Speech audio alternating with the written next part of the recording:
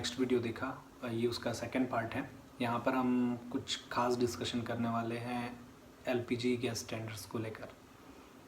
अगर आप बिल्कुल उत्सुक हैं तो आपको इसके आगे की जानकारी जाननी ज़रूरी है, क्योंकि बिना प्रॉफिट मार्जिन के कोई भी बिज़नेस स्टार्ट नहीं होता।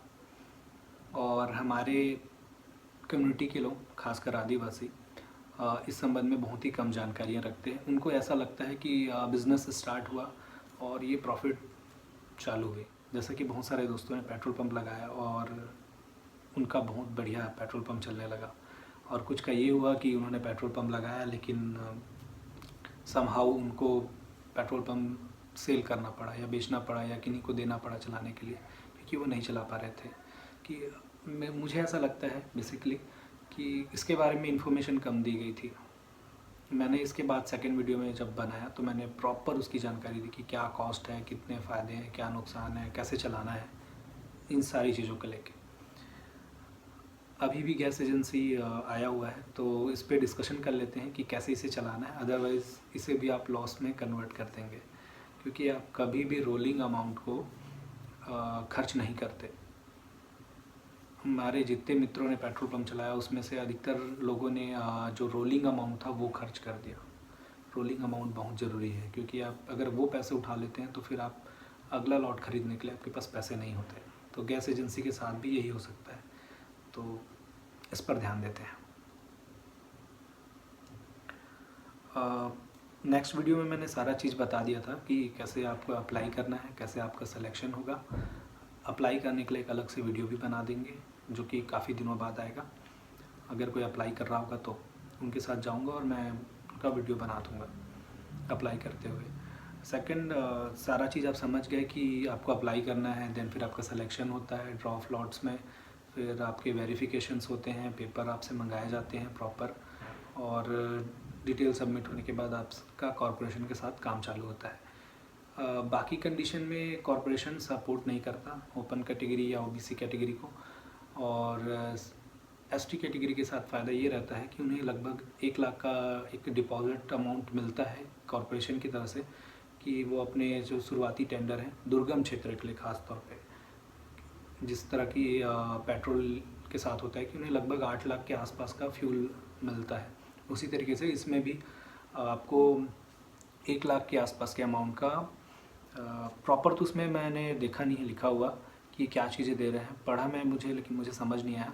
अभी तक किसी का सिलेक्शन हुआ है उन्होंने भी जानकारी नहीं दी है कैटेगरी के थ्रू, क्योंकि अधिकतर ओपन से ही अप्लाई करते हैं।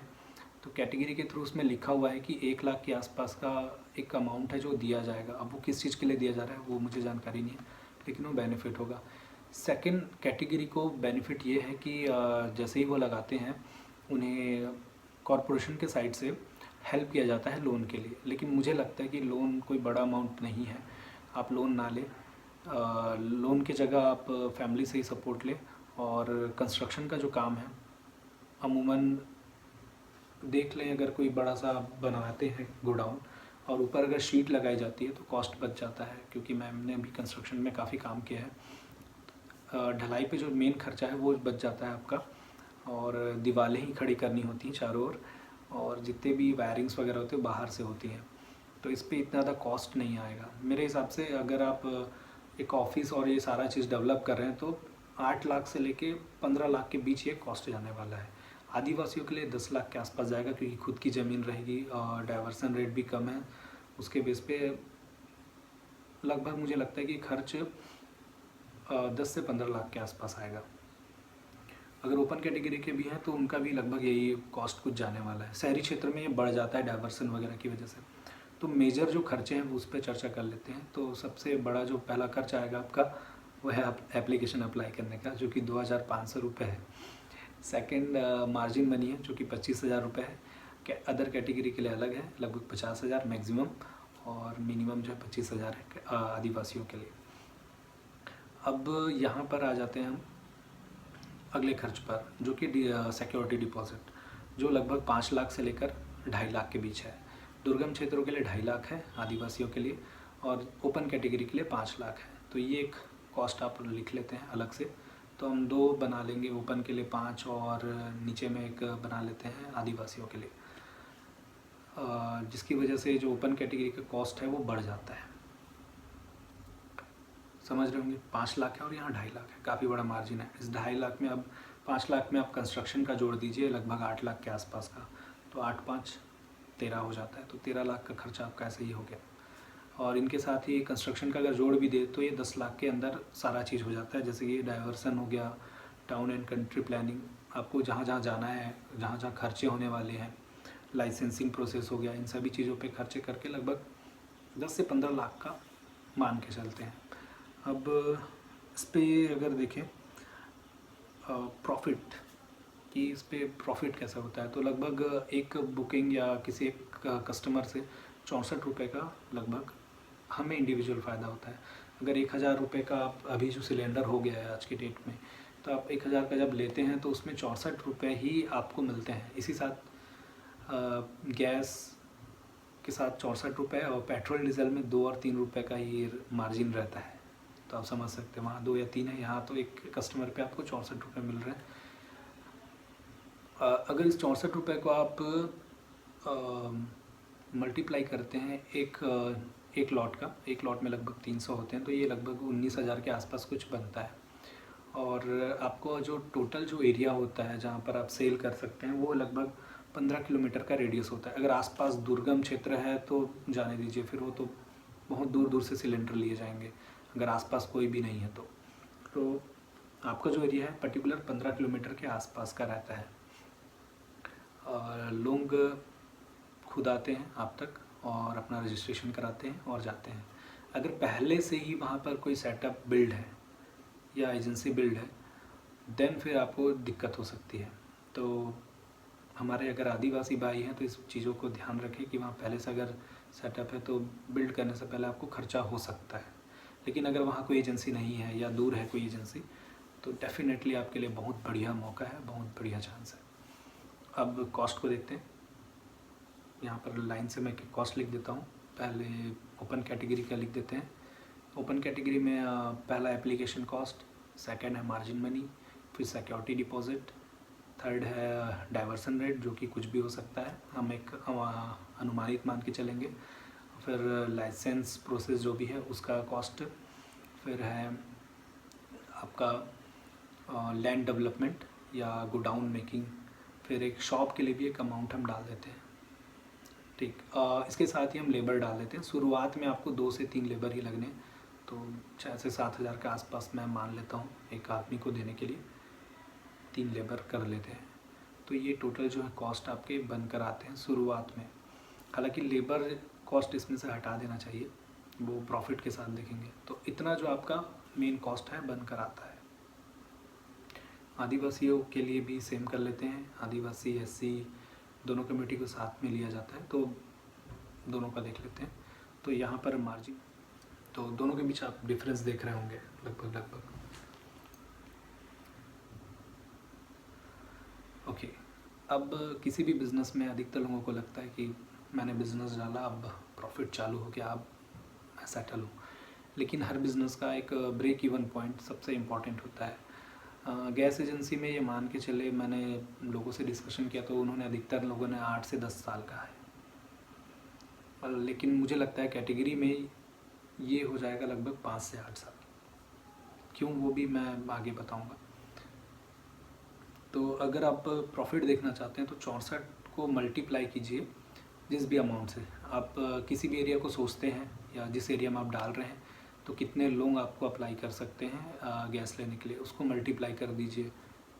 लगभग अगर आप 2000 सिलेंडर अगर बेच सकते हैं 2 साल के अंतर्गत, क्योंकि शुरुआत आपका ऐसा नहीं होने वाला है कि आपने एजेंसी चालू की और अचानक से आपको सीधा 2000 के कस्टमर मिल गए, आपको एक समय लंबा टाइम पीरियड लगेगा।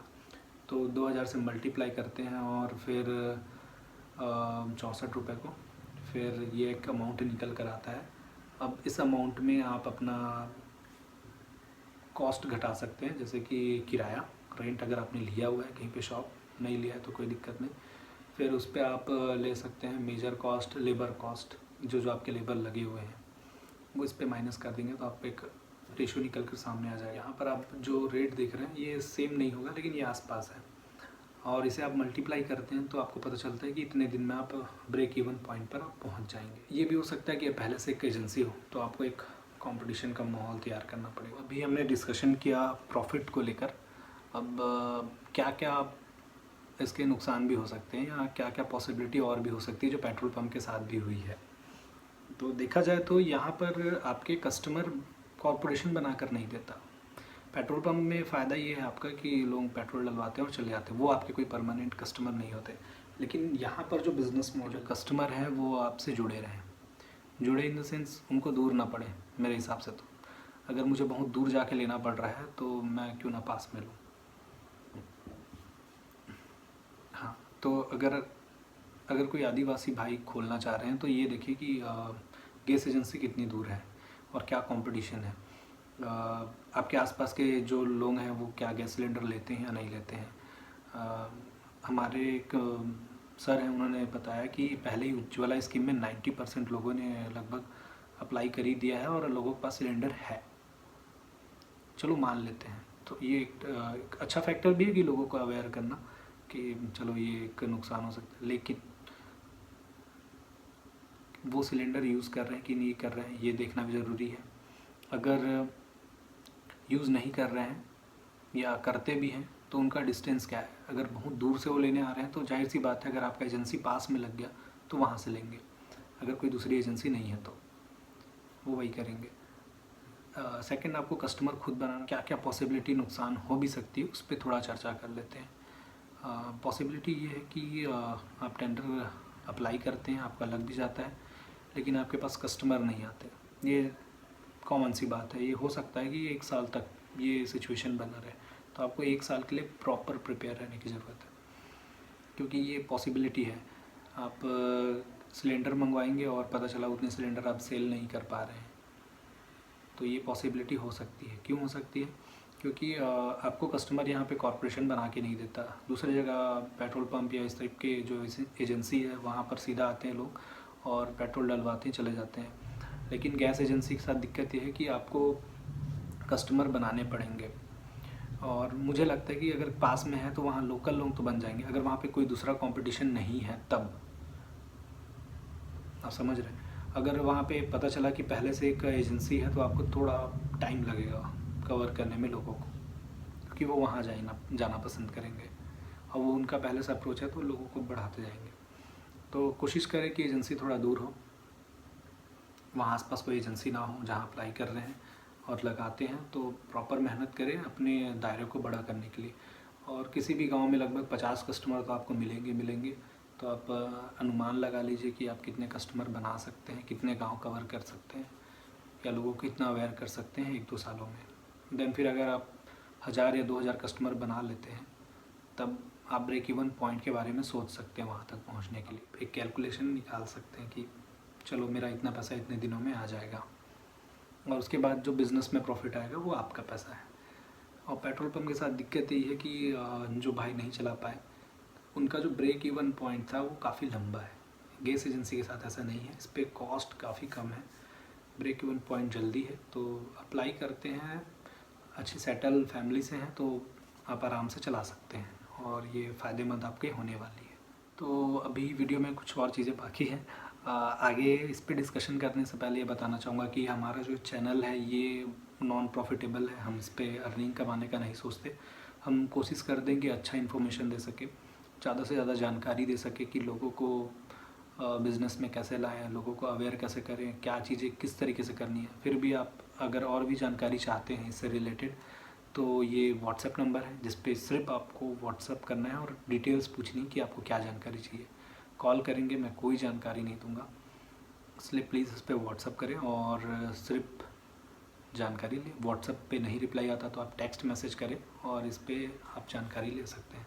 अगर आप चाहते हैं कि इस तरीके के ग्रुप से जुड़े जहाँ पर एलपीजी, पेट्रोल पंप या इस तरह की जानकारी दी जाती हैं या हेल्प किया जाता है, तो लिंक मैं नीचे डाल देता हूँ, आप सीधा ग्रुप में ज्वाइन कर सकते हैं।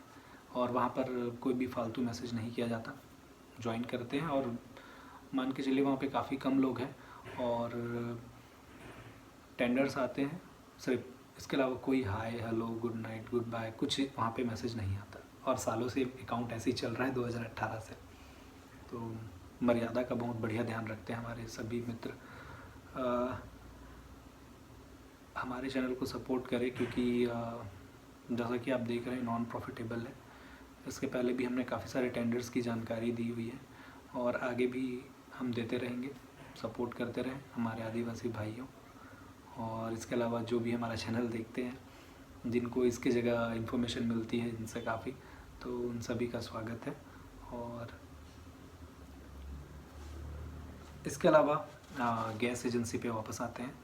और मुझे तो लगभग लगता है मैंने सारी जानकारी दे दी है, और अप्लाई करने का वीडियो मैं जल्द ही बनाने की कोशिश करूँगा। तब तक के लिए बने रहिए, मिलते हैं।